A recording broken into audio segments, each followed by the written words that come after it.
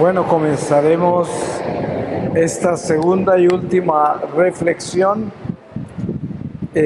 sobre la Virgen María y el servicio en la iglesia.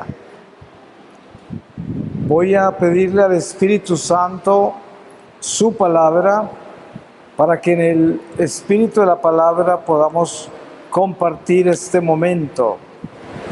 Y les leo a ustedes de la epístola de San Pablo a los Efesios, en el capítulo 4, desde el versículo 1. La vida nueva en Cristo.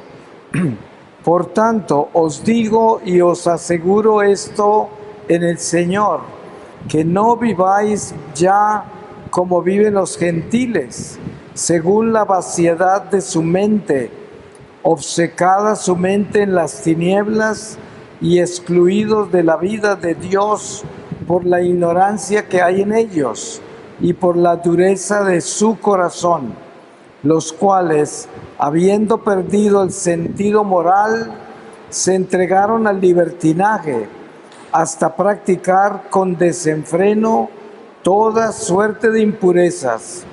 Pero no es así como vosotros habéis aprendido a Cristo, si es que habéis oído hablar de Él, y en Él habéis sido enseñados conforme a la verdad de Jesús. Despojaos en cuanto a vuestra vida anterior del hombre viejo que se corrompe siguiendo la seducción de las concupiscencias.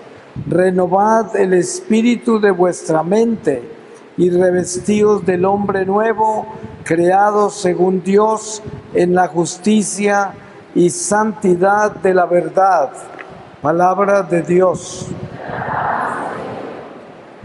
Todos nosotros tenemos una relación diferente y particular con la Virgen María como católicos, porque es nuestra madre y todos lo sabemos, y nosotros a través de la iglesia se nos ha enseñado su belleza, la historia tan hermosa que es María, toda su vida, el sufrimiento tan inmenso, la humildad, la obediencia, ese silencio, esa belleza.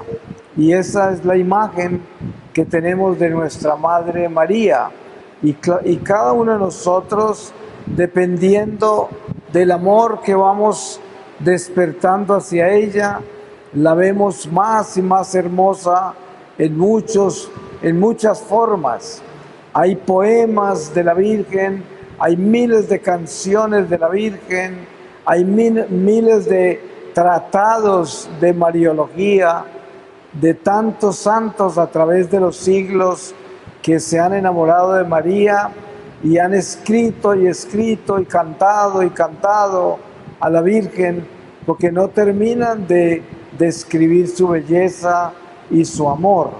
Y esto nos demuestra a nosotros lo que Dios ha hecho con ella, porque para que una criatura humana creada sin mancha, sin pecado, pueda tocar el corazón de tantos millones de personas a través de los siglos, es solamente porque Dios la hizo muy especial, porque ella fue creada inmaculada. Ustedes se pueden imaginar, es la única persona creada así, porque es la nueva Eva de la nueva creación. Todos nosotros sabemos por la historia sagrada que la primera Eva pecó, cayó, y por lo tanto entró la muerte al mundo. La primera Eva, nuestra primera madre, trajo a nosotros algo muy delicado, que es nada menos que la muerte. Eso es lo que sucedió con Adán y Eva.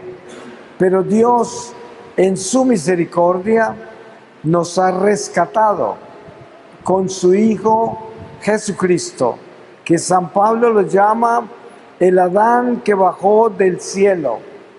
También lo llama el Moisés, pero el Moisés perfecto, porque Él es perfecto en todo. Y entonces la Virgen María aparece como la Eva de la nueva creación. Y esa Eva de la nueva creación en Jesucristo ya no puede ser una Eva con pecado, porque precisamente el pecado fue el que nos trajo la muerte. Y la Virgen María nos trae la vida, porque nos trae a Jesús. Y por lo tanto, ella, como vientre de la vida, como embajadora de la vida, como instrumento de la vida, es inmaculada, porque no se pudo haber posado en su vientre el Mesías, el Salvador, la divinidad, en un vientre que tuviese pecado. Y por eso entender esto es descubrir la hermosura de María, la belleza de María. Y debemos siempre tener este tipo de admiración, este tipo de inspiración, este tipo de amor hacia ella, porque eso nos ayuda mucho a nosotros, porque nosotros somos seres pecadores imperfectos y nos cuesta mucho trabajo apreciar la belleza y la perfección, porque como nosotros no lo tenemos en la dimensión que la tiene la Virgen o que la tiene Jesús, entonces no abrimos el corazón para apreciar la plenitud de la belleza, la plenitud de la hermosura que puede tener una criatura como María. Pero si nosotros hacemos el esfuerzo de abrirnos y sorprendernos e inspirarnos a amar a María con esa admiración gigantesca que ella inspira, entonces nuestro corazón avanza hacia la belleza, avanza hacia el amor, avanza hacia la perfección y la humildad, avanza hacia la obediencia, avanza hacia la pequeñez que es la Virgen, porque eso es lo que es ella. Y cuando uno se adentra en este misterio de María, recibe la ternura maternal de una madre que es perfecta. ¿Se pueden imaginar eso? Una madre perfecta, perfecta en todo. Y entonces la Iglesia nos enseña que si tenemos esa gracia de recibir en nuestro corazón la ternura de la Virgen María, también recibiremos sus gracias. En la Iglesia, nosotros necesitamos vivir el espíritu de la Iglesia. Y el espíritu de la Iglesia, que es el mismo Espíritu Santo, es un espíritu que viene a servir, a amar incondicionalmente como lo hizo María, como lo hace María. Cuando nosotros servimos en la parroquia, es muy importante entender que el servicio en la parroquia nos recuerda a María. Ustedes saben que, según la historia sagrada, María fue entregada a la iglesia desde niña, porque era la tradición judía. A ella la entregaron a la iglesia, creció en la iglesia. Entonces ella sirvió en la iglesia desde niña. Y cuando se nos despierta a nosotros ese espíritu de servicio para venir a la iglesia, a la parroquia, apoyar la parroquia, entonces María es nuestro más grande aliado, porque ella es el espíritu perfecto de servicio, el espíritu perfecto de amor incondicional, que quiere decir yo me doy, completamente me doy, a cambio de nada, sin ningún interés. completamente libre. Y esto es el don más maravilloso que podamos recibir. Ustedes saben que una madre buena se levanta primero que todos, se acuesta de último y todo el día está sirviendo y nunca se queja. Muchas veces se enferma y nadie sabe. Cuando se muere, muere con una sonrisa, porque da alegría. No hay nada que dé más alegría que el darse. Cuando nos damos y nos damos y nos damos, cada vez tenemos más gozo. Y esa es la Virgen María. Desen cuenta que aún cuando observamos a María en el Calvario, nos damos cuenta de su dignidad, de su estatura, de su fortaleza, de su capacidad de caminar con su Hijo en medio de semejante flagelo, pero sirviéndole a Él como columna de fuerza que caminaba a su lado, y el Señor se prendía de esa fuerza de María para caminar, porque ella lo acompañó con esa fortaleza, y a ella le dolía, y ella tenía lágrimas, ella sentía todo lo que le hacían a su Hijo. Sin embargo, caminó con ese dolor, pero con una dignidad y con su frente alta y dando pasos firmes y no doblándose, y con la paz en el corazón, porque ella sabía que así tenía que ser. Era la voluntad de Dios y lo comprendía perfectamente, y por eso no se extrañaba, no protestaba, no se desanimaba ni se desesperaba. Sentía el dolor, cargaba con la cruz también, pero no soltaba su amor y dignidad, no lo soltaba. Y ese es un ejemplo poderoso para nosotros, para que aprendamos a caminar por las pruebas de este mundo sin doblarnos, sin dejarnos aplastar de esta vida y de ninguna prueba y de ninguna enfermedad y de ningún fracaso y de ninguna decepción y de ningún miedo, sino que nos mantengamos firmes, con una moral alta siempre, con fe, sin importar lo que esté pasando, porque todo lo que sucede en este mundo es pasajero, no va a durar más que lo que tenga que durar.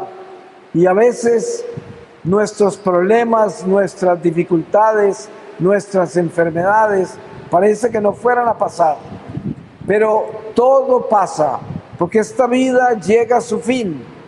Lo importante es entender que la Virgen María nos enseña en su escuela de María, que nos lleva a Jesús, nos enseña que nuestra meta es el cielo, que nuestro enfoque en esta vida es la vida eterna y no las glorias de esta vida. Si ustedes observan bien los pasos de María, se dan cuenta que esos pasos están enfocados en la obediencia a Dios. Miren las primeras palabras que menciona la Virgen María en la Anunciación. Cuando ella, después de la gran sorpresa de lo que le anuncia el ángel, ella responde: he aquí la esclava del Señor, hágase en mí según tu palabra. Entra en la voluntad de Dios incondicionalmente, con esa humildad, con semejante misterio. Ustedes se pueden imaginar lo que es para María tener que decirle a San José que está esperando un hijo de un espíritu. Ustedes se pueden imaginar cómo sería de difícil eso, que San José se fue en silencio y la iba a dejar en silencio, porque él, ¿cómo iba a entender eso? Era imposible, pero María tenía que decirle la verdad. Pero fue Dios, por medio del mismo arcángel, que le reveló a San José que era verdad, que su esposa estaba esperando un hijo de un espíritu, del Espíritu Santo. Esto está por encima de cualquier realidad humana. Es incomprensible lo que le tocó vivir a María y a José. Ustedes se pueden solamente por un momento imaginar lo que es eso. Es demasiado misterioso, demasiado grande. Y por eso, cuando pensemos en María y en San José, pensemos en dos instrumentos gigantescos, a quien Dios les confió algo gigantesco, lo más gigante, lo más grande, el misterio más impresionante, nada menos que el Mesías, nada menos que a Jesucristo, nada menos que la misma divinidad encarnada en un ser humano. Eso nosotros jamás lo entenderemos con la razón, está por encima de nosotros. Y todo lo de Dios en nuestra iglesia es así. Miren todo lo que sucede en el altar durante la Eucaristía. Ese misterio de la transustanciación, las especies del pan y el vino que se convierten en cuerpo y sangre de Cristo. Y nosotros no vemos eso con estos ojos. Nosotros creemos en eso y en fe creemos que Cristo está vivo en esa hostia. Pero igual la Virgen María tiene este misterio de un espíritu que llega donde ella y le deja ese hijo en las entrañas. Y ella esto no lo entiende, pero ella fue creada para vivir ese misterio. Y nosotros fuimos creados para vivir el misterio de la Eucaristía. Porque igual como María recibió un hijo de un espíritu, igual nosotros cuando venimos a comulgar recibimos carne y sangre de Cristo en su espíritu, porque es invisible para nosotros, pero está ahí. Y nosotros fuimos creados para poder vivir este misterio. Cuando usted le habla a una persona de otra religión o que no tiene religión y le explica la Eucaristía, lo miran a usted como que está loco. ¿Qué van a entender? No van a entender, no van a creer. Es algo que no es humano, no, ningún humano lo entiende, y por eso nosotros llevamos un misterio, el misterio de nuestra fe, insondable, inexplicable. Solo nosotros que fuimos creados con las manos de Dios para ser católicos, para ser instrumentos eucarísticos, estamos preparados para llegar a recibir la hostia y creer que esa es la carne y la sangre del Señor. Es verdad que tristemente hay católicos que no creen eso. Así es, pero eso ya es una responsabilidad personal con lo que Dios les confió. Allá ellos cuando se encuentren con Jesús. Pero nosotros sabemos en fe que es verdad que Cristo está vivo en la hostia. Ahora, cuando entendemos el ejemplo que la Virgen María nos ha dejado, el ejemplo extraordinario de su espíritu de servicio, un servicio incondicional, porque todo lo que hizo fue servir a la iglesia, porque ella cuidó del Mesías. Y el Mesías es la iglesia, no solamente la cabeza de la iglesia, pero es la iglesia misma, el Mesías. Y María es ese vientre que cuida del tesoro, el tesoro que nos salva a nosotros. Se pueden imaginar la dimensión de su importancia. Y sin embargo, a pesar de esa importancia tan inmensa, la Virgen es lo más pequeño, lo más humilde. Y miren ustedes las apariciones de la Virgen a través de los años. ¿A quién le aparece la Virgen? Le aparece a la gente más pequeña, más sencilla, más humilde. La mayoría son gente que no sabe ni leer ni escribir. los más chiquitos del pueblo, de los lugares donde se aparece, porque Dios lo quiere así. Así lo quiere Dios, porque Dios quiere mostrar que es Él el que reina en esas apariciones, y que lo que sucede en esas apariciones es que el cielo desciende sobre un lugar particular en la tierra a través de la Virgen María y nos trae un mensaje. Pero si usted une todas las apariciones aprobadas por la Iglesia que hay en el mundo, se va a dar cuenta que hay un factor común en todas, y es: imiten a mi Hijo Jesús, imiten al Señor, obedezcan el Evangelio, obedezcan los mandamientos de Dios, sean buenos. Eso es lo que es el mensaje central. Obedezcan a la Iglesia, respétense y ámense los unos a los otros. Y este es el mensaje de María siempre, la escuela de María. Y el ejemplo que ella da es que nosotros seamos pequeños, sencillos, humildes, obedientes. Hoy, tristemente, en nuestra Iglesia católica es muy común la desobediencia. Los católicos hoy, con una ligereza increíble, con un cinismo y un descaro, juzgan al Papa, critican al cardenal, al obispo, al párroco, a toda la Iglesia como nada, sin ningún problema. Lo hacen como si estuvieran hablando de alguien en el parque, porque han perdido esa obediencia, ese respeto por la jerarquía de la Iglesia, por el orden de Dios, por la Iglesia misma, que es santa y es sagrada, porque es el cuerpo místico del Señor.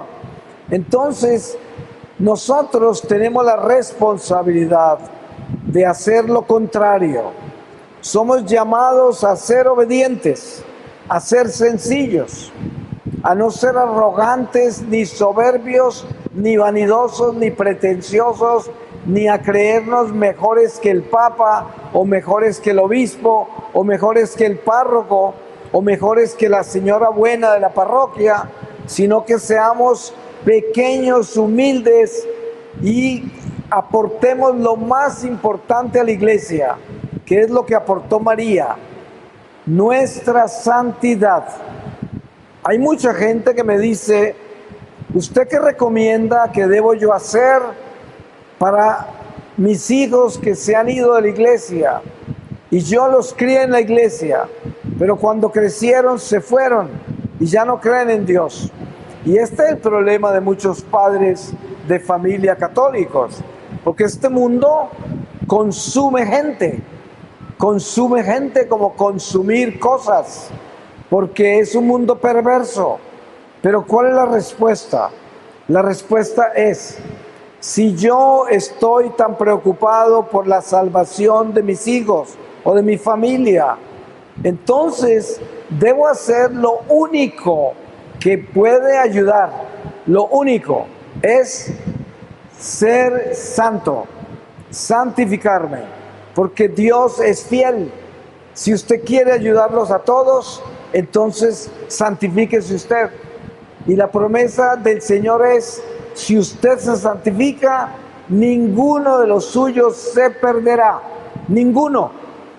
Claro, si viven así de mal hasta el final de la vida, les tocará pasar por un difícil purgatorio, pero no se perderá ninguno. Es una promesa de Dios. Entonces, ¿cuál es el aporte más grande que podemos darle a aquellos que tanto nos preocupan? Nuestra santidad. Y claro, esto en el mundo en que vivimos hoy suena como santidad. ¿Y de qué está hecho eso? ¿Y eso cómo se hace? Y miren, la respuesta a cómo se hace uno santo es lo más sencillo, porque Dios es muy sencillo. Es ser bueno. Así es como se es santo. Ser bueno en todo. Buscar la bondad en todo. Pensar bien, sentir bien. Estar inclinado al bien, desear el bien, actuar en el bien, buscar el bien siempre, y terminamos siendo buenos. Y si terminamos siendo buenos, nos encontramos con el bueno, con Dios, que es el verdadero bueno, y nos convertimos en uno con Él. Y esto es lo que Dios nos pide, y ese es el mayor aporte. Miren que la Virgen María es la embajadora más frecuente del cielo en la tierra. Yo viajo por el mundo entero. El Señor me ha llevado a más de 120 países en todos los continentes, y en todas partes donde yo he estado han habido apariciones de la Virgen, en todas partes. Es increíble la misión tan extraordinaria que tiene la Virgen María entre nosotros en la iglesia, y es una dedicación permanente, invitándonos a todos a la conversión del corazón, invitándonos a todos a orar por los demás. Miren ustedes que hoy en la iglesia, en el rosario, rezamos una oración entre las decenas, que es una oración que la Virgen en Fátima le enseñó a los pastorcitos. Parte de la oración dice: llevad todas las almas al cielo, especialmente las más necesitadas de tu misericordia. Esa es parte de la oración. Pero dense en cuenta, la Virgen le enseñó esa oración a los pastorcitos, y no dice: lleva todos los católicos al cielo. No, dice: lleva todas las almas al cielo, porque Dios quiere que todos nos salvemos, toda la humanidad. Dios quiere la humanidad entera en el cielo. Él no quiere que nadie se condene, y por eso la Virgen nos enseña que nosotros debemos orar por todos los pecadores, por la conversión de todos los pecadores, y llevar en nuestro corazón la necesidad de entender que todos tenemos derecho a la salvación. El aborigen en la selva, aquel que está metido en cosas extrañas en el mundo y está perdido en el mundo, ese tiene derecho a salvarse, y nosotros debemos orar por todos ellos. Yo estuve perdido en el mundo por 33 años, como lo escucharon en el testimonio que les di. Sin embargo, miren, el Señor me rescató, el Señor me sacó de la oscuridad, y eso es lo que Él quiere hacer con todos, no solamente con nosotros. Nosotros como católicos somos el ejército de Dios, cuya responsabilidad es la salvación de las almas, porque somos guardianes de las almas. Pero hay que entender que la salvación es para toda la humanidad. Al que más se le da, más se le exige. A nosotros nos van a exigir más, porque a nosotros nos dieron todas las gracias, toda la sabiduría, toda la revelación completa, la tenemos toda. La mayoría de la humanidad no tiene eso, y por eso a ellos no les van a pedir eso cuando mueran. Los van a juzgar en sus obras, en su pequeña vida, pero a nosotros, encima de que seremos juzgados en nuestras obras, también seremos juzgados en nuestra misión, porque el Señor nos escogió como pescadores de hombres, y nuestra misión son las almas. Nosotros estamos llamados a llevarle almas a Dios. Eso es. Miren que una de las últimas palabras de Jesús en la cruz fue: tengo sed. Si humanamente se diría: denle agua que tiene sed. Pero no, Él no tenía sed de agua, Él tenía sed de almas. Esa es la sed de Jesús. Y por eso, cuando usted mire la cruz, Jesús le está diciendo a usted: tengo sed. Y le está pidiendo almas. Y esas almas son todas las personas que pasan por su camino, incluso los extraños que cruzan nuestro camino por un instante. Esas almas nos pertenecen porque debieron recibir nuestro amor incondicional al cruzar nuestro camino, porque somos instrumentos de ese amor, y ese amor debe siempre estar vivo como una llama en nosotros donde quiera que estemos. Así sea en la soledad de nuestra habitación mientras oramos, y el Señor usa esas oraciones para aliviar tanto dolor que hay en el mundo, o cuando estamos en la iglesia, o con familia, o con grupos a los cuales estamos asociados. En todo momento, en todo lo que hacemos, estamos contribuyendo con esta salvación de almas, porque es lo que Dios quiere, es lo que el Señor busca. Y por eso hoy el Señor nos ha reunido a nosotros en este templo, y nos ha reunido para hablarnos, como dice la palabra: si hoy escuchares mi voz, no endurezcáis el corazón como en Meribá, cuando me tentaron, un pueblo maleado de incredulidad. Y esto debemos entenderlo. El Señor nos habla. El Señor es muy puntual en su Santo Espíritu y siempre llega a tocar la puerta de nuestro corazón y a decirnos: aquí estoy yo para hablarte hoy. ¿Dónde estás? ¿Qué estás haciendo con tu vida? ¿Dónde está tu corazón? ¿Cuáles son tus intenciones? ¿Qué ha sido de ti? ¿Estás listo para irte hoy? ¿Te puedo llamar hoy? ¿Estás preparado? Y es el Espíritu Santo que nos habla. No podemos dormirnos. No podemos pensar que tenemos tiempo. Ninguno de nosotros tiene tiempo. El tiempo solo le pertenece a Dios. Hoy se puede acabar ese tiempo.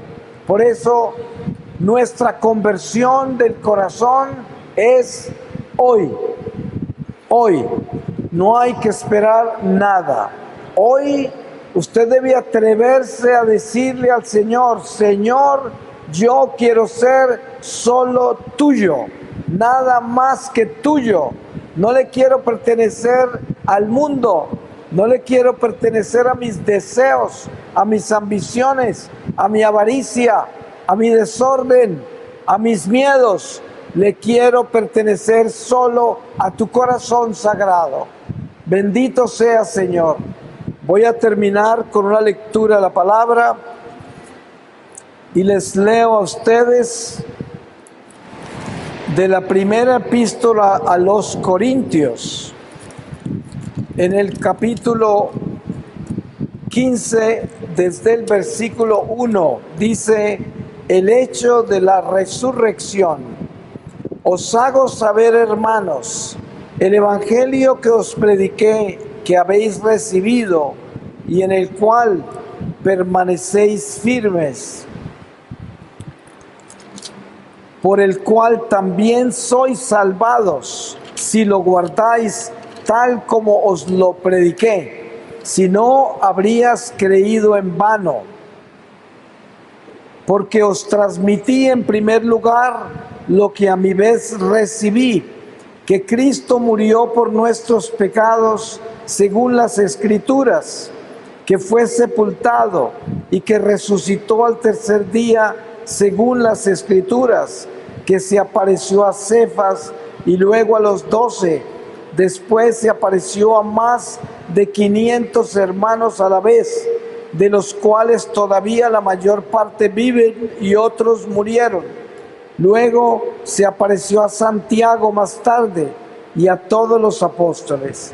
Y el último se me apareció también a mí, que soy como un aborto, pues yo soy el último de los apóstoles, indigno del nombre de apóstol, por haber perseguido a la iglesia de Dios. Mas por la gracia de Dios soy lo que soy, y la gracia de Dios no ha sido estéril en mí. Antes bien, he trabajado más que todos ellos, pero no yo, sino la gracia de Dios conmigo. Palabra de Dios. Pues yo le doy muchas gracias a Dios por todos ustedes, por sus familias. El Señor sabe lo que ustedes traen en sus corazones esta tarde. Y le pido al Señor que bendiga lo que ustedes traen en sus corazones, sus luchas, sus vidas, todo lo que sucede con cada uno de ustedes, que solo Dios sabe. Pues que Él los bendiga, que Él les dé la gracia de no tener miedo, de ser obedientes a Dios, de ser valientes, de atreverse a caminar firmes sin importar lo que están viviendo, con valentía, sin pereza, sin odio, sin resentimiento, con entusiasmo, con fe, como valientes, buscando el bien siempre. Dios los bendiga a todos. Amén.